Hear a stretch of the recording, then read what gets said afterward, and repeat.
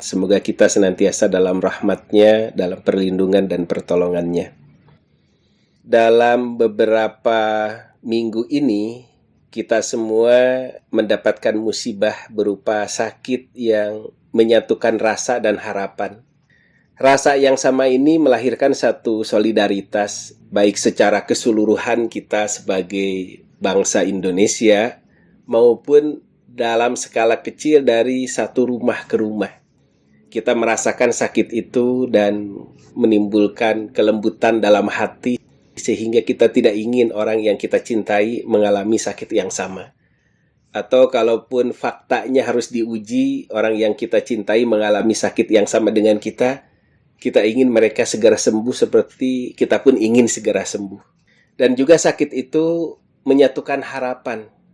Harapan ingin segera kembali beraktivitas, segera kembali ibadah, dan mendapatkan keceriaan kembali, baik sebagai individu, apalagi sebagai sebuah keluarga besar. Ini yang dirasakan dalam hampir 3 tahun ini.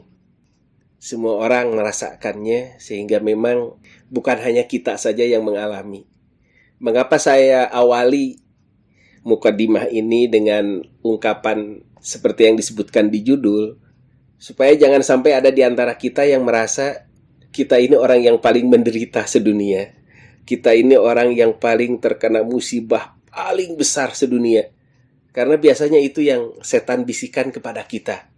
Nah, kalau itu yang sudah dibisikkan, kita jadi kurang berbaik sangka pada Allah, bahkan menjadi jelek sangka kepada Allah. Ya Allah, kenapa harus saya yang mengalaminya? Mungkin kalau kita mengatakan hal itu sekarang, ya bukan hanya kita, seluruh Indonesia, bahkan seluruh dunia mengalami ujian ini. Baik, kita mulai dengan sama-sama memperhatikan beberapa ayat Al-Quran, karena bagi orang yang beriman, ayat Al-Quran itulah yang meneguhkan dirinya, menambah keimanannya, dan bisa menjadi penyembuh dari duka dan lara kita. Allah menyatakan di dalam Al-Quran, A'udzu billahi minasyaitonir rajim wa lanabluwannakum bisyai'in minal khauf wal ju' wa naqsin minal amwali wal anfus wath thamarat wa basyiris sabirin. Artinya selama kita hidup, ujian itu pasti ada. Tidak bisa kita hindari. Kami akan menguji kalian, kata Allah, bisyai'in, dengan sesuatu yang bentuknya bisa rasa khawatir, rasa takut. Mungkin juga ujiannya ada yang dengan ujian ekonomi, kelaparan, berkurangnya harta. Mungkin ujian itu dengan kekhawatiran, wa naqsim minal amwal, berkurangnya harta, bahkan wal anfus, berkurangnya jiwa. Ini kekhawatiran-kekhawatiran yang akan kita rasakan. Atau mungkin ujiannya yang sifatnya sekunder, wasamarot, kekurangan buah-buahan. Namun apapun ujiannya, wa basyiris sabirin, ada kabar gembira bagi orang yang tabah, bagi orang yang tahan uji, bagi orang yang sabar. Mengapa demikian? Karena memang ujian itu konsekuensi iman. Allah bertanya bukan untuk mendapatkan jawaban, tapi Allah bertanya untuk menjadi pemahaman buat kita. Dalam surah Al-Ankabut dikatakan, ahasiban nas ayyutraku ayyaqulu amanna wa hum la yuftanun. Apakah manusia mengira setelah mereka mengucapkan kami beriman ya Allah, mereka tidak akan diuji? Pelajarannya adalah iman itu akan diuji. Apakah kita ibadah selama ini hanya berharap pamrih, atau ibadah ini karena kita bersyukur? Apakah kita ibadah ini karena mengharapkan sesuatu yang berupa kebaikan saja, atau ibadah ini adalah bukti kerelaan kita sebagai hamba, sehingga apapun yang terjadi pada kita, sebagai hamba kita menerima berbagai takdir itu? Allah tidak akan biarkan kita mengatakan beriman, setelah itu oke, imanmu diterima, taken for granted. Tidak, ujian demi ujian itu akan dialami. Mengapa? Satu, ujian itu sendiri menguatkan jiwa dan mental kita. Seperti kesulitan pada fisik, ibarat olahraga menguatkan raga kita.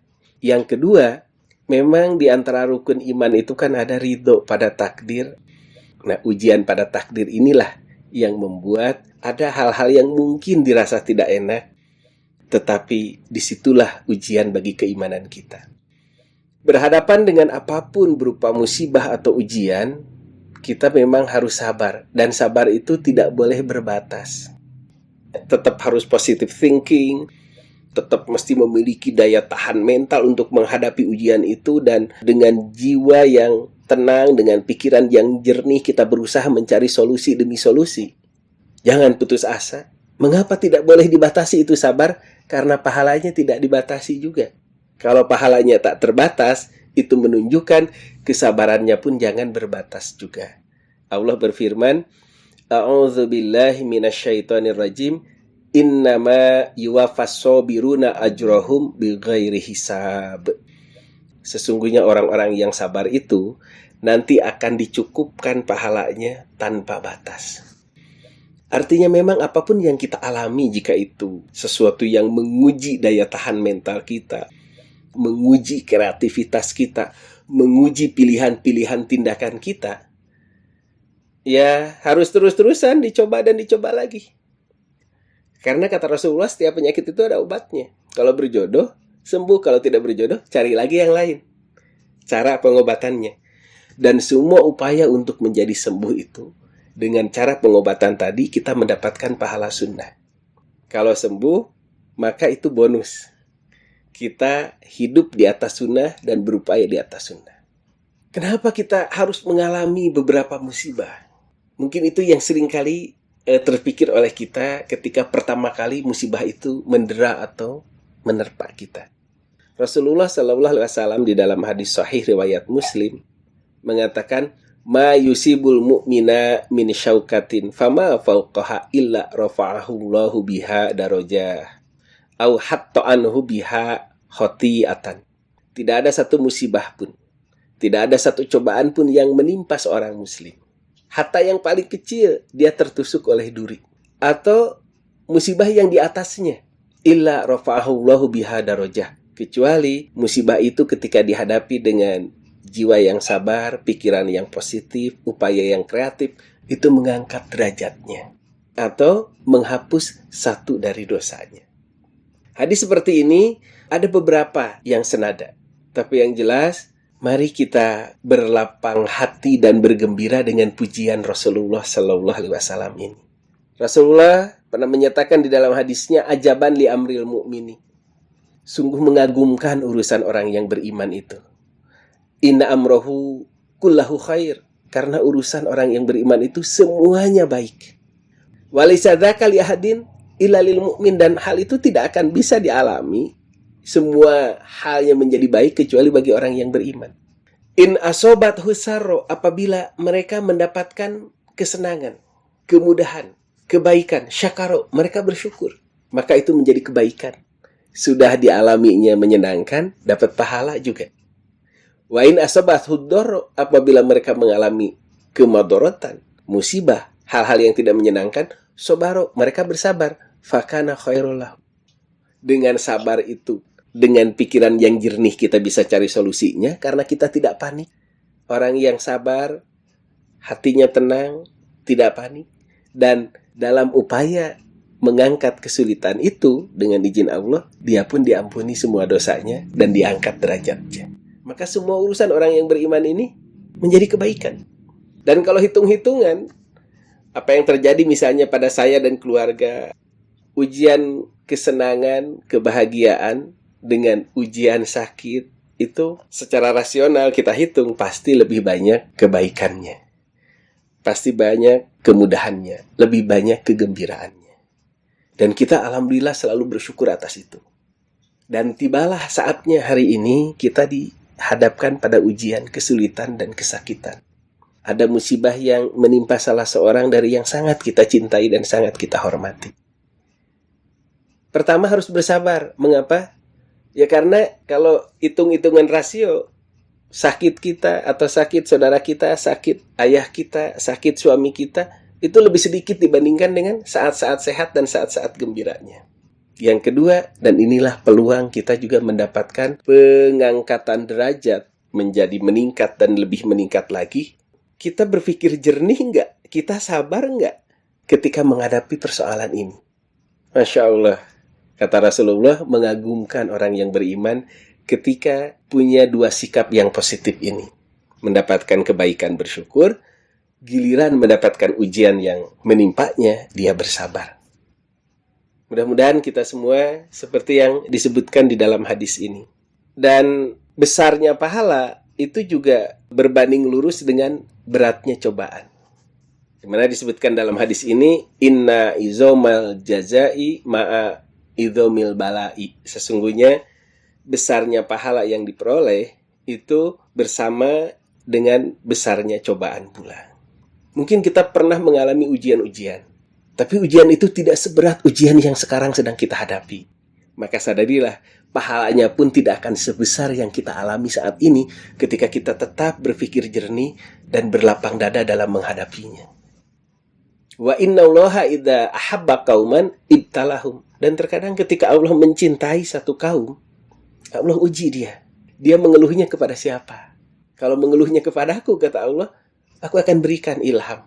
Ilham keteguhan, ilham kesabaran, dan ilham solusi. Faman rodiya falahu ridho.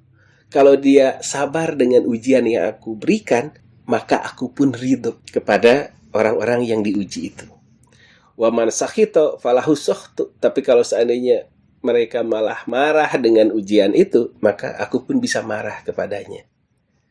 Nah, ini juga sebuah gambaran bahwa mari kita berbaik sangka kepada Allah. Allah mencintai kita, ingin mengangkat derajat kita, ingin melihat bagaimana kita bertindak dengan tindakan yang tepat dan benar. Ridholah dengan ujian ini. Sebab dengan ridho tadi, hati kita lapang, kita tidak panik. Tapi kalau kita komplain, kita blame semua orang, jiwa kita menjadi sumpek, dan Allah pun tidak suka kalau kita tidak lapang dada dengan ujian ini. Ya, tapi kan kadang-kadang kalau sakit, kita nggak bisa tahajud lagi. Kalau sakit, kita nggak bisa duha lagi. Kalau sakit, kita tidak bisa berbuat kebaikan-kebaikan yang lain. Kalau untuk urusan ini, kalau kita sudah dawam membiasakan diri berbuat baik, maka pada saat sakit atau pada saat traveling misalnya, kita tidak sempat melakukan kebaikan yang biasa kita kerjakan di rumah, pahalanya tetap mengalir.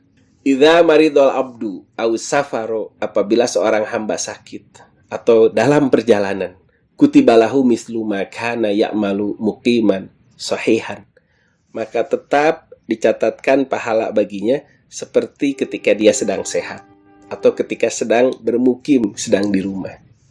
Kita terbiasa dengan tahajud ketika di rumah, kita terbiasa dengan baca Quran ketika di rumah.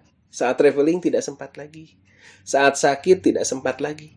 Tapi insya Allah, yang sakit, yang bepergian tetap mendapatkan pahala sebagaimana sedang sehat dan sedang berada di rumah. Ini juga merupakan peringatan dan nasihat buat kita. Kalau sedang di rumah, kalau sedang sehat, biasakan banyak-banyak berbuat baik. Pada saat kita sakit, pahalanya tetap dicatat seperti ketika sedang dalam kehidupan normal tadi.